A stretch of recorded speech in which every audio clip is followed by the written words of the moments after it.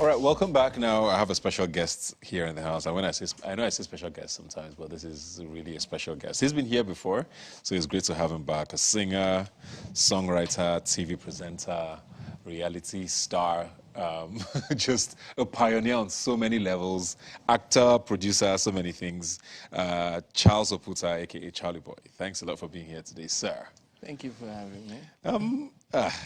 There's so much to talk about. But interestingly, I want to start with politics with you. And just your thoughts on where we are as a country today. Because there's a lot happening just around us. Elections are around the corner. I know you come from a family that's very opinionated. And you tend to, when you speak your mind, sometimes it gets you in trouble. So I don't know whether that's why sometimes you tend to be quiet about it. But what are you looking forward to? 2023 is coming. Everybody says next year is going to be all about elections and politics. Are you excited? Are you worried? A lot of people seem to be more worried than excited for the year to come. What are your thoughts? Mixed feelings. I'm excited. I'm worried. I'm all of their bowls and a pack of potato chips. Well, I'm excited for the simple reason that I think that more young people are beginning to realize that they have to keep at it. They have to re-strategize. That, I always say that the future of this country, of this contraption, can only be salvaged by the exceptional people. I find them amongst the young people, the youth, because they're the only people left to salvage all of this, And my mind tells me that, there's a lot of strategizing going on, especially after the incident of 2010, 2020, the Lekki massacre. I'm worried because, just like I said last year during the tollgate thing, the enemies that have stolen the future of young people in this country, they'll stop at nothing to wipe them out. They didn't understand the viciousness of their enemy, because the day the massacre happened, I had just sent out a post. I've had a meeting with some of them to say, I think we have sent the message across. Let's draw back, let's re-strategize and come up with something fresh, because these people, they can do anything, Unfortunately, that evening, I was supposed to be there, by the way. For some reason or the other, I didn't go, and what happened, happened. So it's a mixed bag of feelings. I'm excited, I'm worried, I'm scared for what becomes of us. People keep saying, okay, we're waiting for 2023. It's around the corner, and a lot can go wrong before then. Have a whole year between it. Yeah. So those are my feelings, but I still believe in young people, and that's the reason why I'm still around. Hoping that they'll do the needful, because it is their future we're talking about, and to see how they can retrieve their stolen future. That's what it is. Well, thank you very much for that. I mean, a lot of people would agree with you, because I've heard people say, especially from the older generation, saying that this has been the most vocal of young people they have seen in a very long time. So it's getting people just more interested to see how all of this turns out, hopefully for the good, as elections are coming around. But thanks a lot for that. Let's move away from that, and thanks for joining us again. I was saying before we came on air how great you look, and I said, I can't believe you're 71. Who said I'm 71? I'm not 71. How old are you? Neither am I 70, How old 69, 68. Sometimes I feel 40, sometimes I feel 50. Yeah, but you actually look like you could be your 50. So 40. I take 50. Yeah. That's Do you feel that way though? Besides, I mean, I know you are saying it, but do you feel, how do you feel? You know, not very many people of a certain age, you know, still have the energy and, you know, you are doing great things, you're still following your passion. You just came out of a great series, King of Boys, congratulations. Do you Thank still you. feel that burst of energy? Are you just doing things now? Yeah, You know, it at your depends. pace? It depends. Yeah, I'm doing things now at my pace. I don't need to rush to do anything. I've been there. I've done that. So I'm a little laid back now. I'm not too much in a hurry, you know, but I have to keep here busy. Yeah. I have to keep my physical going, you know. I mean, I'm jogging every morning. I'm doing the right things or trying to do the right thing, except I have one terrible, terrible, terrible habit. And I hate myself for that, Which really. is? Nicotine. Okay. It's still a part of your life. It is, unfortunately. You know, I gave it up for about 5 years, and I still find myself walking myself back to it because the stress is too much.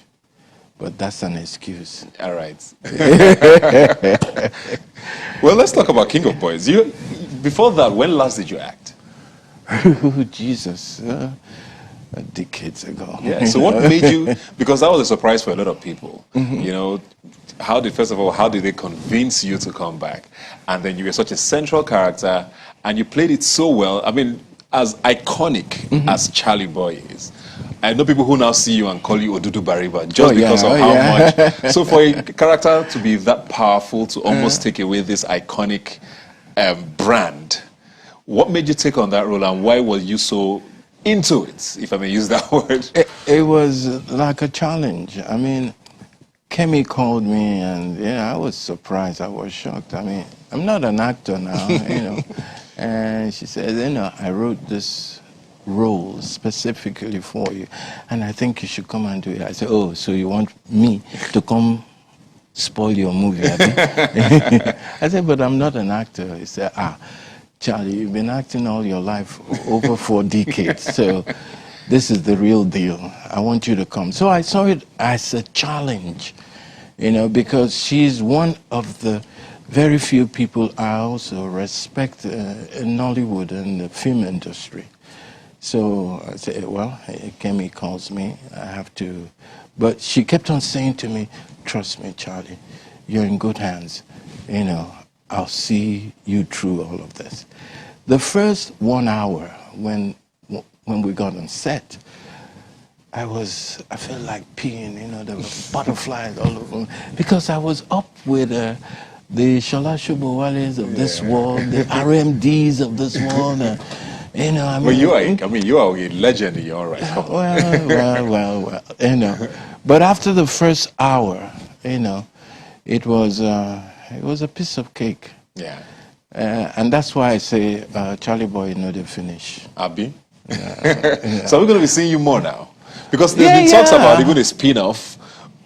I don't know if it came from you or if it's the fans or if it's Kemi, but I've started hearing, we did Blame everything on Kemi.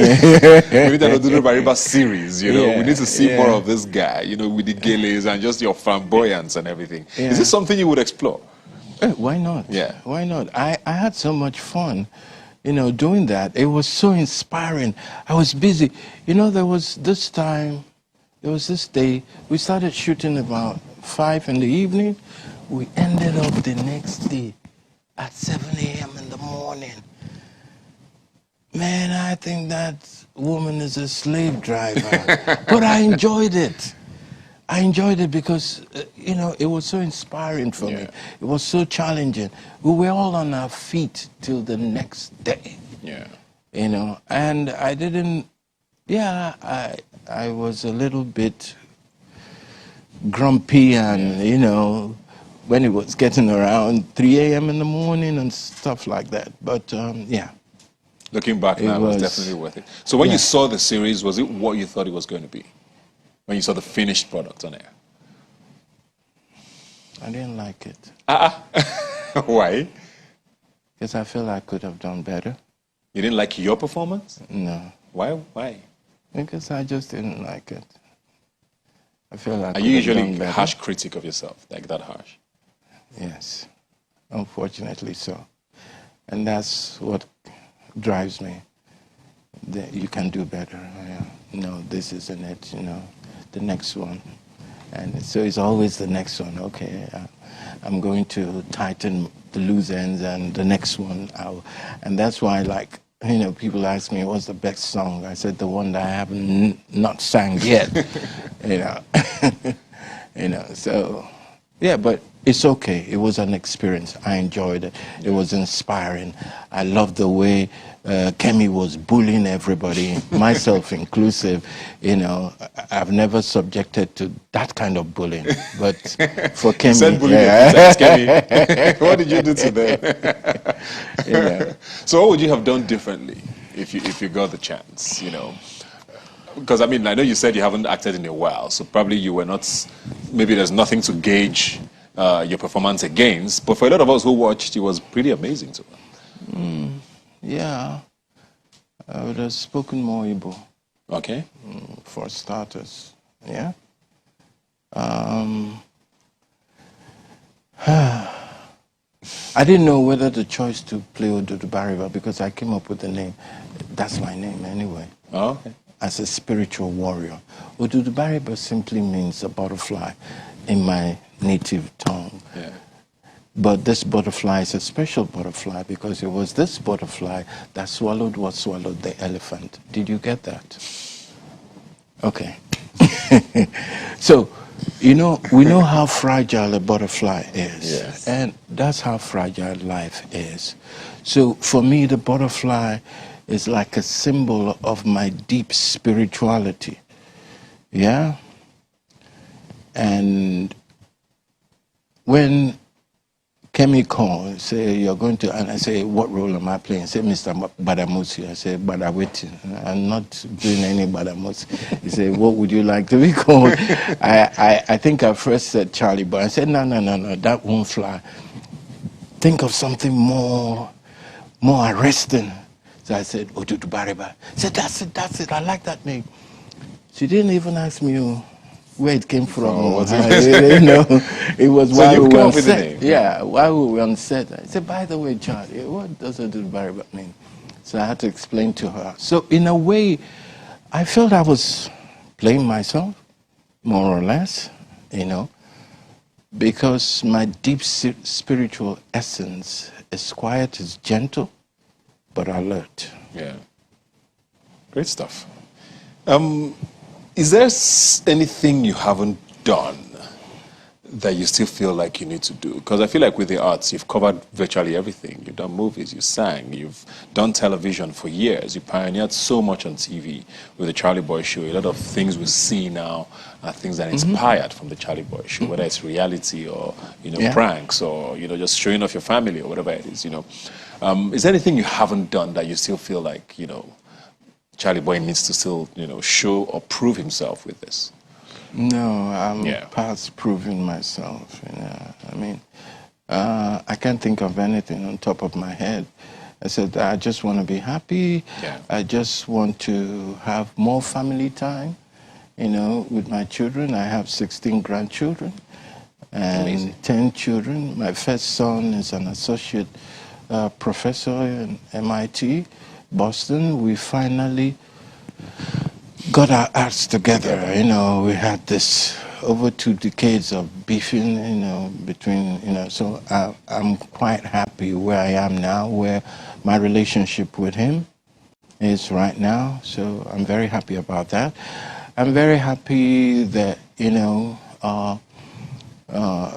the bonding that I've preached to my children, I'm beginning to see things come together. So I'm at a spot where I'm just taking things easy, riding my scooter, dancing every morning. For people who live around Folomo side, they will always see me every morning, So I'm really taking life easy, and doing what makes me fulfilled and happy. Are you happy though? Oh, Because you said you want to be happy. I'm happy, but sometimes I'm happy, sometimes I'm not so happy.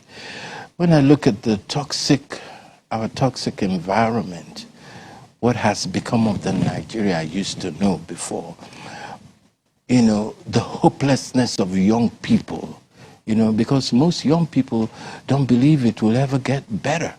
Most young people were born as the rot started to smell all over the place. And I like to put my finger in the year 1970. From 1970, anybody born after 1970 didn't witness the Nigeria that I was born into. Okay, so I feel sorry for them because, you know, it has always been bad from then on. That was when we started this downward slide, you know. So I feel for young people, you know, and I know that many of them are acting out of ignorance, you know, they don't know any better. But I still believe that the salvation of this contraption that we call Nigeria, the salvation only lies in the hands of its exceptional people who are the youths. Because, you know, I mean, I'm not surprised that when young people leave the shores of this country, how they so much. blossom, how they spread their wings, how they grow. So, and young people should start feeling that there's nothing that they can do because they have so much working in their favor. Yeah. Technology-wise, numbers-wise, you know, they have so much working in their favor. And these people, our enemies, I call them, they will do what they always do from their old playbook. So I think young people now are beginning to understand that. You know, there's no way anybody can convince me that people and a mindset of the 18th century can conquer the mindset of the 21st century. It ain't gonna happen. It's just a question of time. Just a question of time. Very inspiring words there. Thank you very much. Before we go, I just want to know what's next For me? For Charlie Boy. Are we still gonna?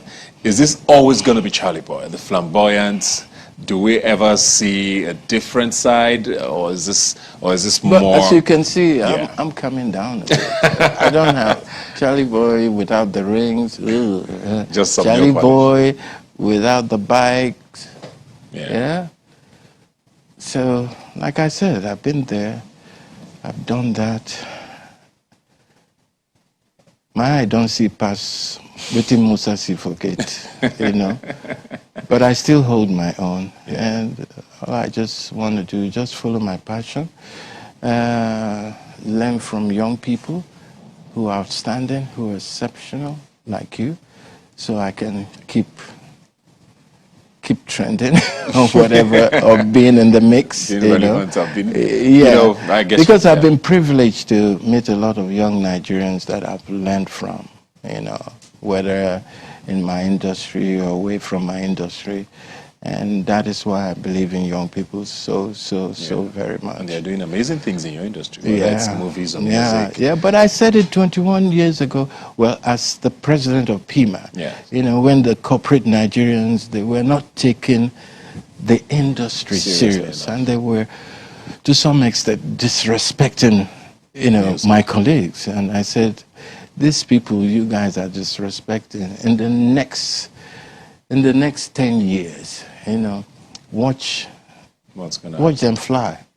Because I believe that there will come a time when Nigerian music will be on the global map. And I'm very proud to say I was one of those that signed that midwifed the very first contract between a Nigerian artist, which was Two-Face, Dibia, Sound Sultan, the late South Sultan, and Face with Wyclef Jean. That was the first international, you know, agreement between our local artists and an international one. And today, here we are. Yes. Thank you very much for all you have done for entertainment. Looking forward to whatever else Odudu Bariba has in store. Yes. Honestly, I really would like to see more of him. Me too. Me just too. the greatness that he came with on King of Boys. And thanks a lot for all you've done. Thank I wish you. you all the best and Thank happiness like you wish Thank yourself. you. Thank you. You too. We'll take a quick break now and we'll be right back. Please stay with us.